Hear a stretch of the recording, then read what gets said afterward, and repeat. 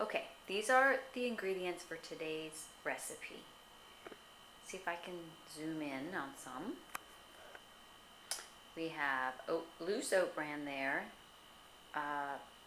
bargain brand Splenda, almond milk, my new favorite, cheap brand of egg substitute.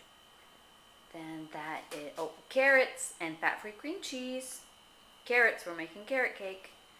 Whole wheat flour, soy flour, cinnamon, sugar-free vanilla syrup, baking soda, and non-fat spray for the pan. I believe that's everything. I probably forgot something, but I'll explain it after. So hold that thought. I have to change locations. Okay, so maybe I'm thinking if I start the video with the ingredients, then YouTube won't have some way of making the opening video shot always be with me with my mouth open or some crazy look on my face. So we'll see if I can't just work around that. I decided that I wanted to try carrot cake. And I'm not sure that I've ever made one before, and I know I haven't made one in the last 10 years. But I was thinking that it would be just like my pumpkin cake, but I would use carrots. And pretty much it is. I'm using, instead of a half a cup of pumpkin, because remember I make just a little bit because it's just me, I'm using 1 cup of grated carrots. And you saw the ingredients, and I'll tell you how much as I go along. But first you should know that I looked online at a bunch of different recipes just to get the gist of what's in carrot cake. I'm not going to use nuts, coconut, pineapple, raisins. You can add any of that stuff you want. I was really just trying to take out the pumpkin and use the carrot. Also, I found out recently that I can make a pretty decent cream cheese icing. I've tried it on my chocolate cake. With the fat-free cream cheese and some Splenda or vanilla, or both. So we're going to try that with this recipe too. But online, all the recipes call for baking soda, not baking powder. And all my cakes, I use baking powder, not baking soda. So I had to call my sister. See, big sisters come in handy. And well, actually I was texting her, and she finally had to call me because I didn't understand what she was trying to tell me. And I learned something new. Baking powder is activated twice. When you get it wet, when you mix it in your ingredients, and when you put it in the oven, it's activated a second time. But so if you want a light, fluffy cake, you should use the baking soda or both. Baking powder or both. Baking soda is only activated when you get it wet. So first we put the dry ingredients and the baking soda included. In your other pan you have the wet ingredients. When you start to mix it together, then it's activated, so you get it in the oven quickly. Okay, so here we go. I don't know if I made a video of when I switched my pumpkin cake, which was the 1 round pan. Now I make 3 mini loaves, so now it's pumpkin bread. So this is carrot cake bread, whatever. So I have 3 here, and I think that works out right. It's the same thing I did with the chocolate cake. I have put that video on YouTube. So we have as our dry ingredients about a little less than a cup of whole wheat flour. I do grams, so I think it was 77 grams, so it's almost a cup of whole wheat flour. 30 grams of soy flour, which is almost a third of a cup.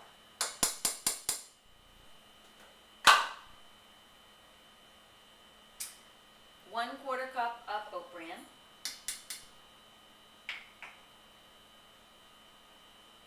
a generous teaspoon of baking soda. Okay, and I will whisk those all together in a moment. But then I have the wet ingredients mostly. So I have about a 1/4 cup of egg beaters. See, I'm getting better at trying to tell you guys what I'm doing as I go along. I say that and then I'll mess up. The carrots, my newfound love, almond milk, 1/2 cup, and so I may use as much as, I didn't put on the table, water is the other ingredient. I may use a cup of water, I'm not sure. You have to watch the consistency. You don't want to make it too wet. So we'll save that for after. The splenda can go in here with the wet ingredients, as will the cinnamon. With the pumpkin cake, I drizzle chocolate on it. We won't be doing that with this, but we are going to put icing on it later. So that was generous amounts of cinnamon. Vanilla syrup, just a drop, because all the carrot cake recipes call for vanilla, and I don't have vanilla extract, which probably that would be a better thing to use. But sometimes you have to cook with what you got. There. You'll sift the flour, so I hope I'm not forgetting anything.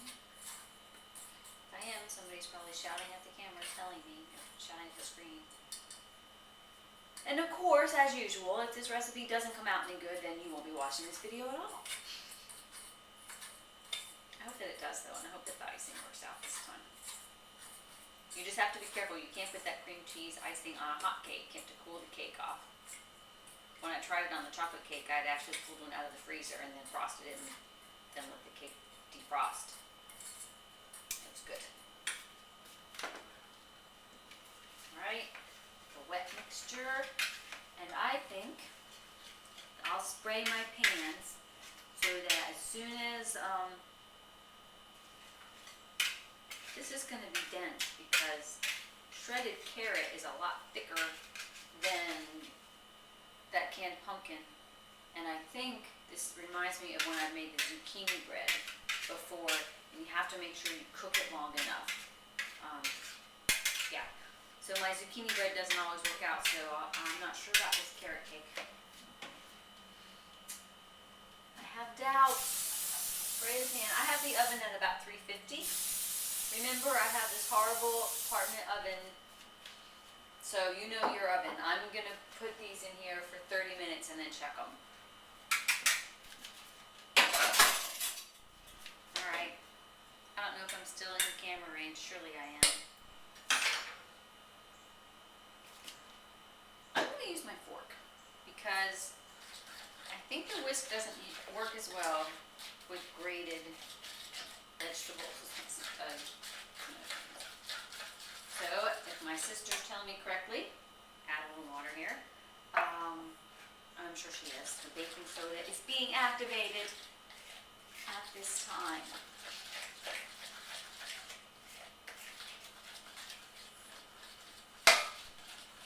So, pretty much this is the same base as I do with all my cakes, just changed it a little bit.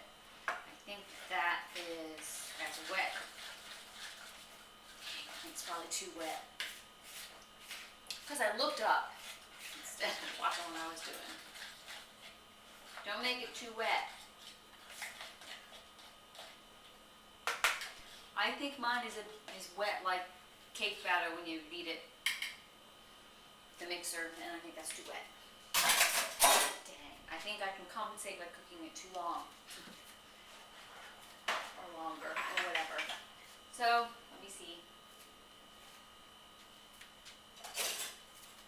I'm gonna have to start doing like dress rehearsals or something.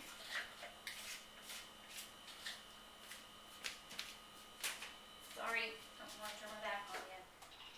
Okay, 1, 2, 3.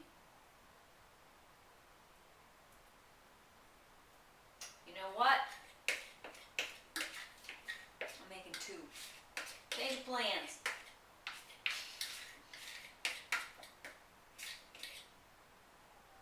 Where's my thinking machine? These things are great. Get all the batter out. Don't want to waste any. But I don't think that they're going to rise very much.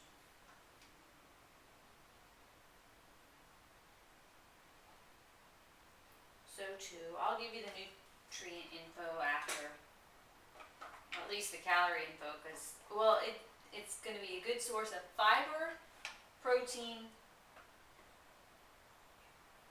and vitamins. Probably not any fat in it, no trans fatty acids, no saturated fat. So I don't think there'd be any sodium except what was naturally occurring. I don't know that there's any in the milk, but anyways. Okay, now I have 2 carrot cakes. They're not even. Oh, that bothers me. I have to fix it. I know, it cracked me up too. I want them to be even.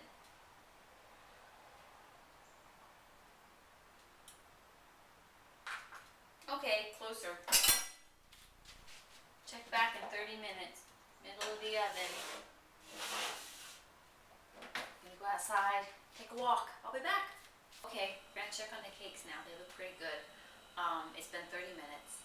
And I've been looking up how other people do the cream cheese thing, because when I did it before, I just did what I felt like. And all of it is like butter and sugar and all different kinds of added things you don't need. I mean, cream cheese and butter? It's just been so long since I indulged that way. I'm sure it's delicious, but right now it's like, ugh. So really, I just have fat-free cream cheese and this vanilla syrup. I thought about adding cinnamon. I thought about using caramel syrup instead, but carrot caramel, I'm not sure to play with that. I think I'm just going to use this. Probably a capful. I've got 2 tablespoons of fat-free cream cheese. I think that's too much because you know we only have 2 mini loaves. But I'm not going to use that until the cake is cold. So I'm going to have to cool it here and then refrigerate it. But really you just take it and you just stir it with a knife like we do those, the toppings that I use on the crackers. That's where I got the idea from. Anyways, I digress, don't I? Or I go forward when I shouldn't.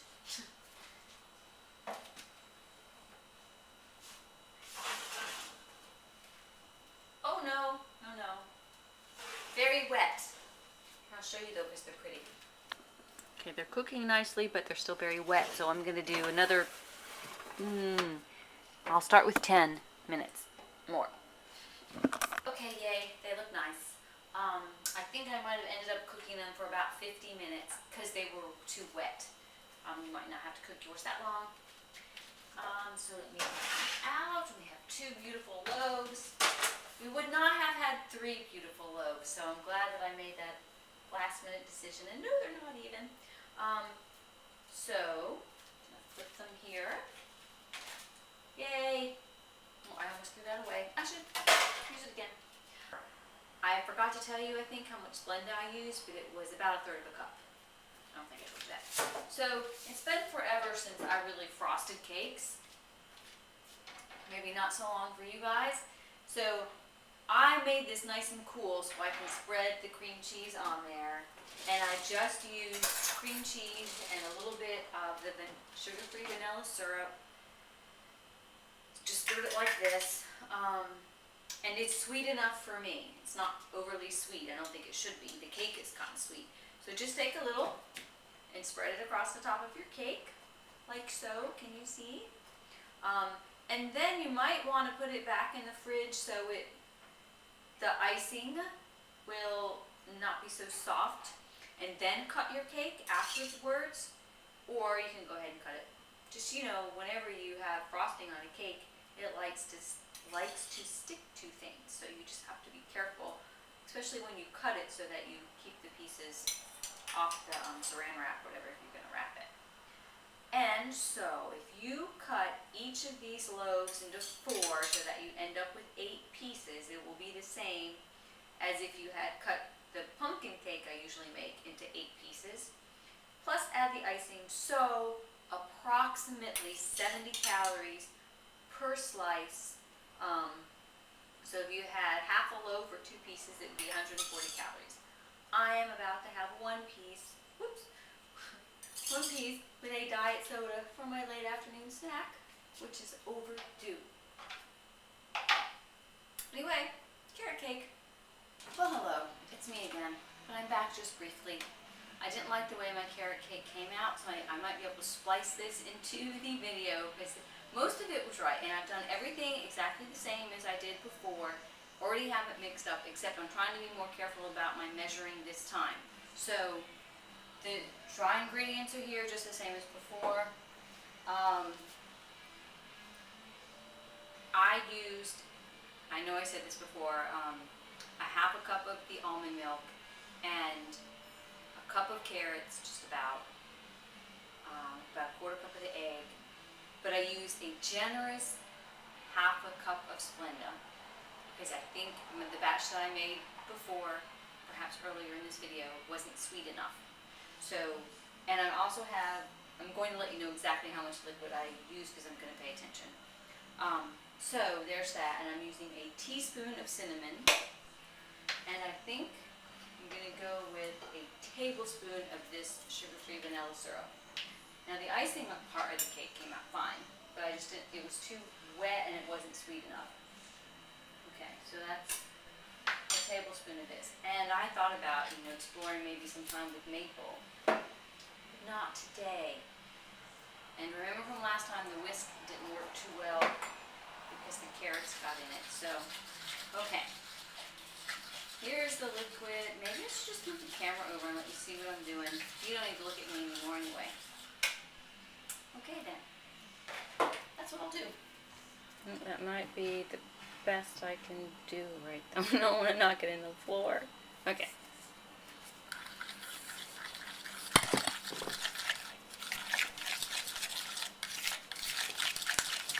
Now I don't want it to be too wet. It was too wet last time, and now we know that I'm going to make too many loaves, so that's good. The oven's at 350.